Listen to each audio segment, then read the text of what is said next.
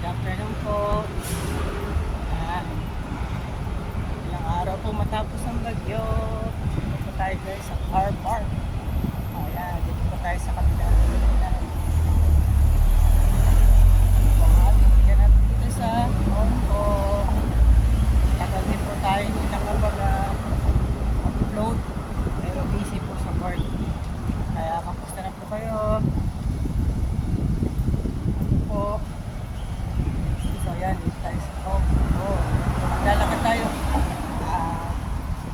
Punta po tayo ng car park. Yan po. Yan. Yan, dito meron po sila malapit sa building, malapit na mini store. Ayun. Yan. Yan po yung mini store dito. Alam, medyo mahal lang paninda po kasi syempre hindi ka na maglakad ng malayo po sa baba. Haba na po ng buko na pagpaputol. Walang time.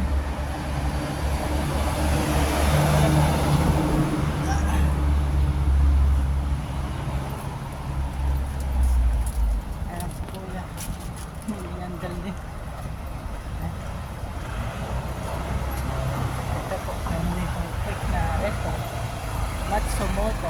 Yan, kainan din sila. Dito ba? Ay, kukunin po tayo lang guys sa car park. Ayan. Tayo sa car park guys. Kaya saglit lang tayo. Ayan, sila sok-sok sa likod. Tayo naman. Car park.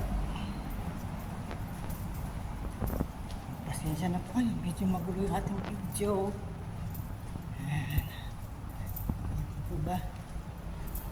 Ilalim ng building. Uy, wala ang malaking alaga kong sasakyan. Ayan po mga sasakyan mo sa car park. Kukunin natin yung vacuum, pinaayos po kasi siya mahina yung sa makina eh. Ayan. Ito tayo. Ikaw ginamit na sasakyan. Ito. Okay. Buka na natin.